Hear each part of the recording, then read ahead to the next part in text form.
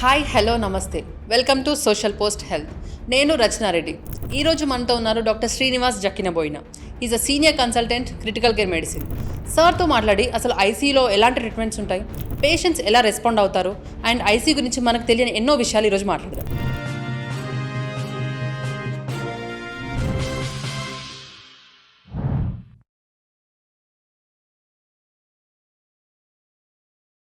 Thanks రచన గారు for inviting to the social post TV.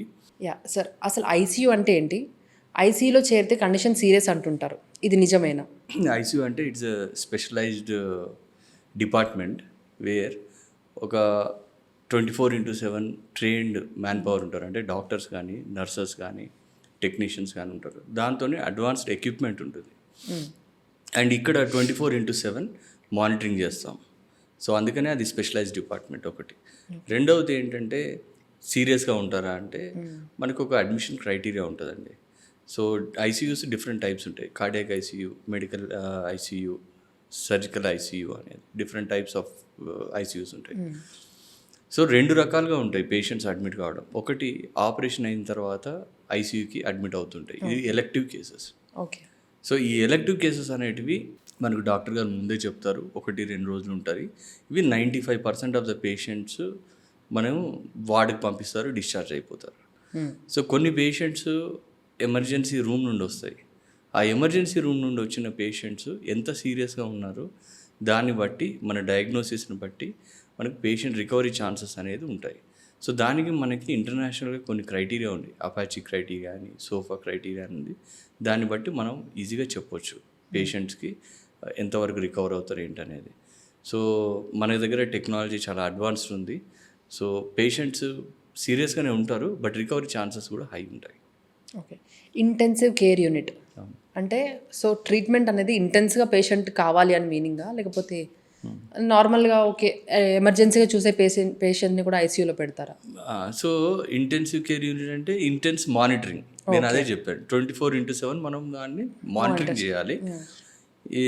It is not a minute to minute, it's a second to second monitoring. ప్రతి second monitor చేస్తుంటాం. Patient మనకి ఇచ్చే ట్రీట్మెంట్కి ఎలా respond అవుతున్నారు దాన్ని బట్టి మళ్ళీ మనం ఇన్వెస్టిగేషన్ చేసి డయాగ్నోస్ చేయడమా లేకపోతే ట్రీట్మెంట్ ఏమైనా మార్చడమా అనేది ఉంటుంది. ఓకే సార్, ఒక మనిషిని వెంటిలేటర్ మీద పెట్టారంటే తన కండిషన్ చాలా సీరియస్ అని అర్థం. ఇందులో పేషెంట్ బ్రతికే ఛాన్స్ ఎంత? అండ్ వెంటిలేటర్ అనేది నిజంగా చాలా సీరియస్ కేసెస్లోనే వాడతారా? సో వెంటిలేటర్ అనేది మనము లంగ్స్కి రీప్లేస్మెంట్. Okay okay. సో ఏంటంటే అది ఒక ట్రీట్మెంట్ కాదు, అది ఒక సపోర్టింగ్ మెషిన్. ఓకే. సో మనం చిన్నప్పుడు చదువుకున్నట్టు ఆక్సిజన్ లోపలికి తీసుకెళ్తుంది, కార్బన్ డైఆక్సైడ్ బయట తీసుకొస్తుంది. ఇది చేసేది వెంటిలేటర్.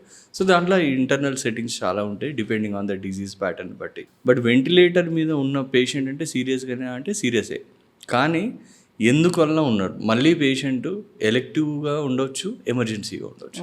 ఎలెక్టివ్ అంటే పేషెంట్ బ్రెయిన్ ఆపరేషన్ కానీ, హార్ట్ ఆపరేషన్ కానీ, లంగ్స్ ఆపరేషన్ కానీ అయిన తర్వాత వెంటిలేటర్ మీద పెడతారు, ఒక రోజు తర్వాత తీసేస్తారు, మేజర్ సర్జరీస్. సో ఇంకా కొన్ని పేషెంట్స్ సెప్టిక్ షాక్ అంటాం, సివియర్ న్యూమోనియా, ఏఆర్డిఎస్ అంటాం. ఇట్లాంటి పేషెంట్స్ కూడా వెంటిలేటర్ అవసరం పడుతుంది. సో దాని బ్యాక్గ్రౌండ్ ఇన్వెస్టిగేట్ చేసి ట్రీట్మెంట్ ఇచ్చి మనం మెడిసిన్స్కి రెస్పాండ్ అయ్యేంత వరకు మాత్రమే వెంటిలేటర్ మీద ఉంటారు. సో ఇంతకుముందు వెంటిలేటర్ మీద ఉంటే ఇక పేషెంట్ చనిపోయినట్టే అన్నట్టుగా ప్రిపేర్ అయ్యేవారు, అది అవసరం లేదు. సో ఎలెక్టివ్గా ఉన్న పేషెంట్స్ 98 to 99% బయటకు వచ్చేస్తాయి. కానీ ఈ సీరియస్ సిక్కున్న పేషెంట్స్ కూడా ఆల్మోస్ట్ 70-80% బయటకు వచ్చే అవకాశం ఉంటుంది. సార్, మనం రెగ్యులర్గా వింటుంటాం ఐసీయూలో ఎక్కువ మందిని అలౌ చేయరు. ఇన్ కేస్ వెళ్ళినా సరే ఫ్యూ మినిట్స్, అంతకంటే ఎక్కువ ఉండరు. దీనికి రీజన్ ఏంటి సార్? హాస్పిటల్ రూల్సా లేకపోతే దీనికి సపరేట్ రీజన్ ఏమైనా ఉంటుంది? ఓకే, దానికి మల్టిపుల్ రీజన్స్ ఉన్నాయండి. ఒకటి ఏంటంటే ఇన్ఫెక్షన్ కంట్రోల్, ఇన్ఫెక్షన్ రాకుండా పేషెంట్కి. సో ఇది ఒకటి మాత్రమే చెప్తూ ఉంటారు, ఇన్ఫెక్షన్స్ వస్తే వెళ్ళండి. ఒకటి ఇన్ఫెక్షన్. తర్వాత ఇది కాంప్లెక్స్ డిసీజెస్ మీకు చెప్పినట్టు. ఈ కాంప్లెక్స్ డిసీజెస్ కాబట్టి నర్సెస్ కానీ డాక్టర్స్ కానీ డిస్కషన్ చేస్తూ ఉంటారు, కంటిన్యూస్గా మెడిసిన్స్ ఇస్తూ ఉంటారు. ఇది ఇంటర్ఫిరెన్స్ ఉండొద్దు అని. తర్వాత ఈ ఒక్క పేషెంటే ఉండరు, మిగిలిన పేషెంట్స్ కూడా చాలామంది ఉంటారు, వాళ్ళ ప్రైవసీ కూడా చెడిపోతుంది. తర్వాత కొంతమంది కెమెరాస్ తీసుకెళ్తారు, మనకు ఆతృత అన్ని ఫోటోలు తీసుకుందామని. సో ఇది డిస్టర్బెన్స్ ఉంటుంది. తర్వాత కొన్ని ఎమర్జెన్సీస్ కూడా అవుతుంటాయి ఇమీడియట్గా పేషెంట్కి. సో అవన్నీ కూడా చేయడానికి డిస్టర్బెన్స్ ఉంటుంది మనకి. తర్వాత పేషెంట్కి కూడా ఏంటంటే పేషెంట్ అటెండర్ కూడా యాంగ్షియస్ ఉంటుంది, ఇది ఏంటి ఏం చేస్తున్నారు తెలుసుకోవడానికి. సో అవన్నీ కూడా మనం తర్వాత డిస్కస్ చేయొచ్చు. ఇప్పుడు మనం అక్కడ పేషెంట్ ముందు ఎక్స్ప్లెయిన్ చేస్తే అన్ని ఇది అని, అప్పుడు కొంచెం పేషెంట్ కూడా భయపడే అవకాశం ఉంటుంది.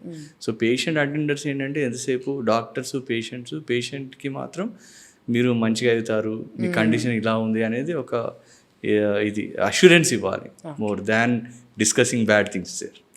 సార్ చాలా వరకు హాస్పిటల్స్ అండ్ ఐసీయూ బిల్స్ పైన కాంట్రవర్సీ ఎప్పుడు నడుస్తుంది. అవును, బిల్ పెంచడానికి మాత్రమే వాంటెడ్లీ ఐసీయూలో పేషెంట్స్ ఉంచుతారనేది, ఇందులో నిజం ఎంతవరకు ఉంది సార్? సార్ నిజం లేదండి, ఎందుకంటే ప్రతి హాస్పిటల్కి ఒక అడ్మిషన్ క్రైటీరియా అని ఉంటుంది ఐసీయూకి. ఇప్పుడు ఎమర్జెన్సీకి వస్తుంది ఒక పేషెంట్, ఆ పేషెంట్ వచ్చిన ప్రతి పేషెంట్ని మనం ఐసీయూకి తీసుకుపోం. మనం ఏం చేస్తాము, సెగ్రిగేట్ చేసి as per the admission criteria కొన్ని ఐసీయూకి తీసుకెళ్తాము, కొన్ని వార్డుకి పంపిస్తాం, కొన్ని రూమ్స్కి పంపిస్తాం. సో అడ్మిషన్ క్రైటీరియా ఉంటుంది. ఈ అడ్మిషన్ క్రైటీరియా ప్రకారం మనం అడ్మిట్ చేస్తాం. సో మీకు ఆల్రెడీ ముందే చెప్పినట్టు ఏంటంటే వీళ్ళందరూ ట్రైన్డ్ ఐసీయూ స్పెషలిస్ట్, డాక్టర్స్ కానీ నర్సెస్ కానీ అదర్ టీమ్ మెంబర్స్, మన ఎక్విప్మెంట్ ఉంటుంది కాబట్టి కొంచెం కాస్ట్ ఎక్కువే ఉంటుంది when compared with general ward or రూమ్స్కి కంపేర్ చేస్తే. సో ఇన్వెస్టిగేషన్స్ కూడా మనం మల్టిపుల్గా చేయాల్సి వస్తుంది. సపోజ్ ఒక పేషెంట్ బ్రీతింగ్ తీసుకోవడం కష్టం అవుతుంది, ఇమ్మీడియట్గా ఒక ఏబీజీ చేయాల్సి వస్తుంది, తర్వాత ఒక ఇంకో టెస్ట్ పంపించాల్సి వస్తుంది, లేదా మెడిసిన్స్ ఇవ్వాల్సి వస్తుంది.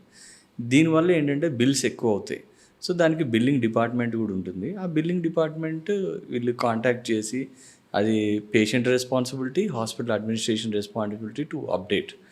అండ్ వాళ్ళకి ఏమైనా డౌట్స్ ఉంటే కనుక మన డాక్టర్ కానీ బిల్లింగ్ డిపార్ట్మెంట్ కానీ క్లారిఫై చేస్తారు. ఓకే సార్, ఒక యావరేజ్ మేజర్ సర్జరీ అయిన పేషెంట్ ఉన్నారనుకోండి, హూ ఇస్ రికవరీ రేట్ అనేది బాగుంది, తనని ఎన్ని రోజులు ఐసీయూలో ఉంచే ఛాన్స్ ఉంటుంది సార్? సో అది depends on type of surgery.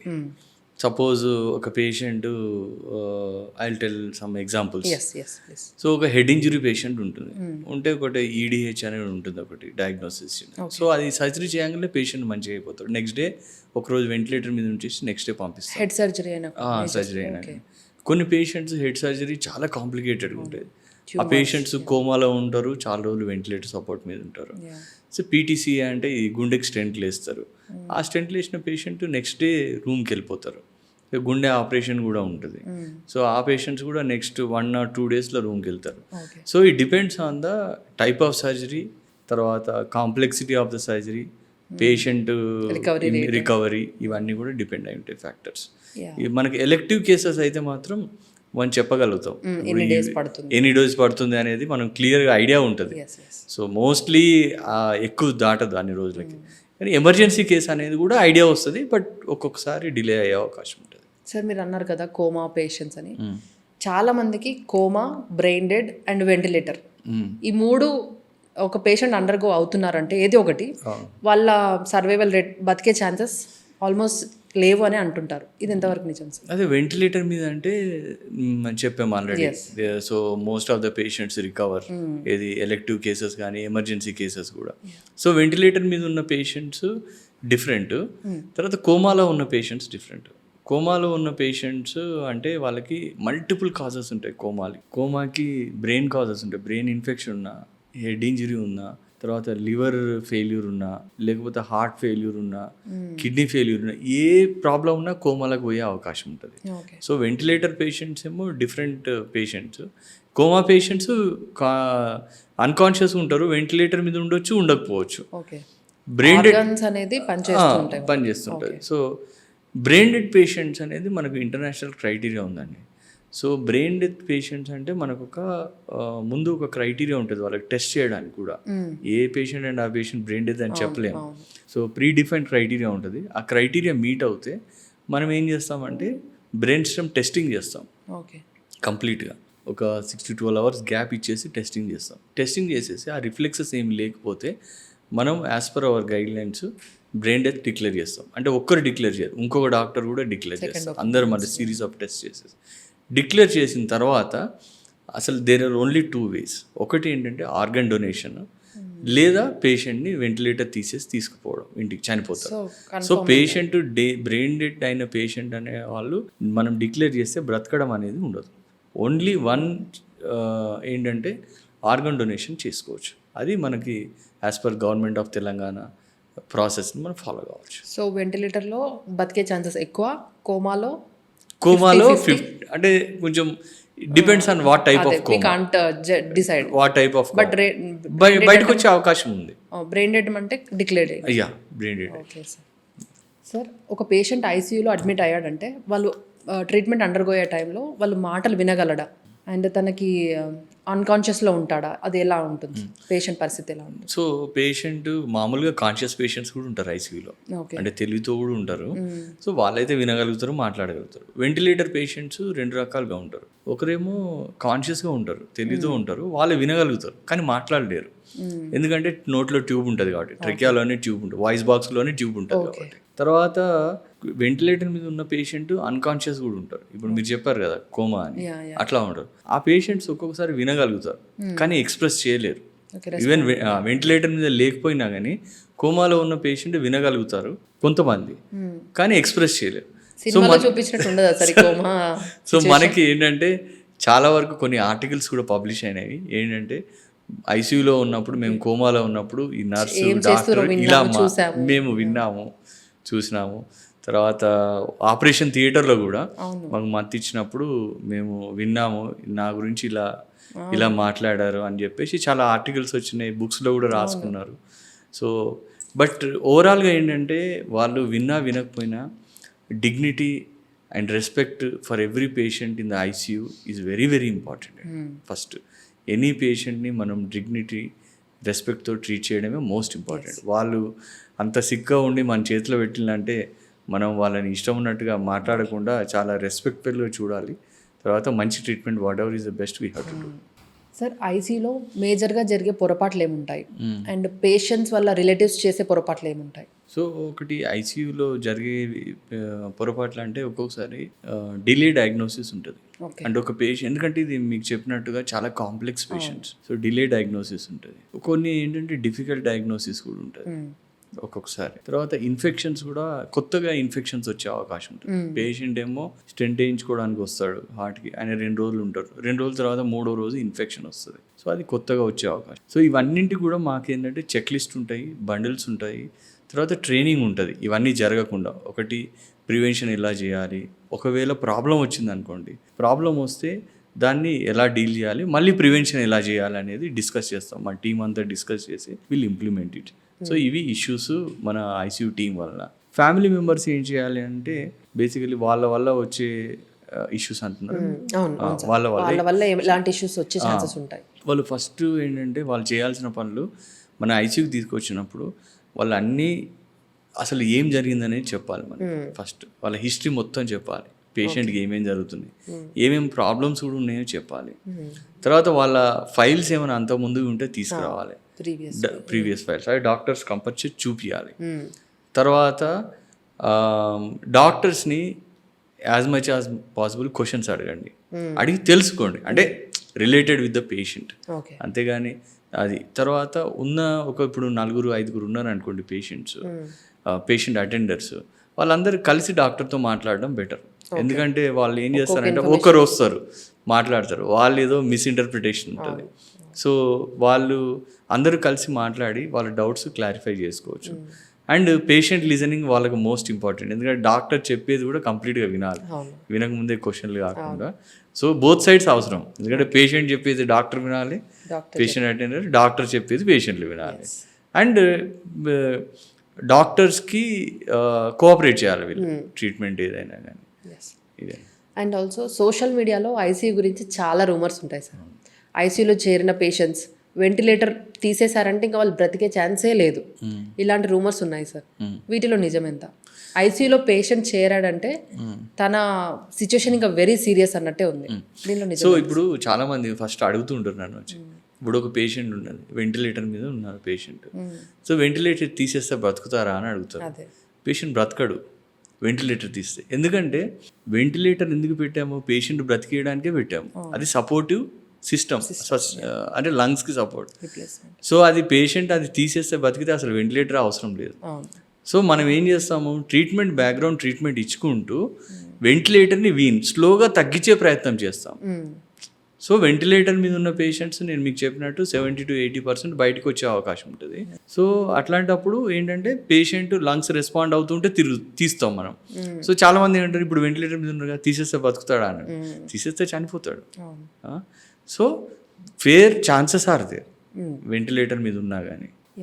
ఐసీయూలో ఒక పేషెంట్ని మనం అడ్మిట్ చేయబోతున్నాము అంటే పేషెంట్కైనా పేషెంట్ ఫ్యామిలీకైనా కొంచెం అట్లీస్ట్ మినిమం ఇన్ఫర్మేషన్ ఉండాలి సార్ ఐసీయూ గురించి. అది ఎలాంటి information? So basically about the disease గురించి ఒకటి ఏం ఇన్ఫర్మేషన్ అంటే ఏం జబ్బు ఉంది అంటే ప్రిలిమినరీగా ఏం జబ్బు ఉంది, మనం 100% డయాగ్నోస్ చేయలేము అడ్మిషన్ అయినప్పుడే. ప్రిలిమినరీగా ఏం జబ్బు ఉంది, ఎన్ని రోజులు పడుతుంది, ఎలాంటి రికవరీ ఉంటుంది, ఇదంతా మాకు స్కోరింగ్ సిస్టమ్స్ ఉంటాయి. ఇవన్నీ చూసి చెప్పొచ్చు.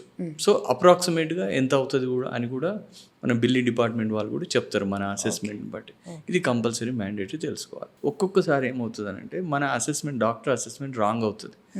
ఎలా అంటే ఒక పేషెంట్కి మనం చెప్తాం పేషెంట్ బాగానే ఉన్నారు, రికవర్ అయ్యే అవకాశం ఉంది అని, కానీ సడన్గా పేషెంట్ వేరే ఏదైనా న్యూ ఇన్ఫెక్షన్ రావడమా, లేకపోతే హార్ట్ ఫెయిల్యూర్ రావడమా, లేకపోతే ఎంఐ రావడమా, సమ్ ఇష్యూ వలన బ్రీతింగ్ పెరగడము, రేట్ పెరగడం వల్ల పేషెంట్కి అప్పుడప్పుడు సడన్గా వెంటిలేటర్ పెట్టాల్సి వస్తుంది, పేషెంట్కి ఫ్లూయిడ్ ఇవ్వాల్సి వస్తుంది, యాంటీబయాటిక్స్. ఇలా చేసినప్పుడు ఏంటంటే పేషెంట్కి ఒక్కొక్కసారి అటెండర్స్కి ఇన్ఫర్మేషన్ కూడా ఇచ్చే టైం ఉండదు, ఎమర్జెన్సీ. ఎందుకంటే అవన్నీ ఎక్స్ప్లెయిన్ చేసుకుంటూ ఉంటే కనుక ఆ టైంలోనే పేషెంట్ కొలాప్స్ అయిపోతాడు. సో ఇమీడియట్గా మనం చేస్తాం, అన్నీ చేసిన తర్వాత అప్పుడు మనం పేషెంట్కి ఎక్స్ప్లెయిన్ చేస్తాం క్లియర్గా. సో వాళ్ళకి బేసిక్ ఇన్ఫర్మేషన్ డెఫినెట్గా ఇవ్వాల్సి వస్తుంది. అండ్ వాళ్ళు కూడా అడగాలి, రెస్పాన్సిబిలిటీ వాళ్ళది.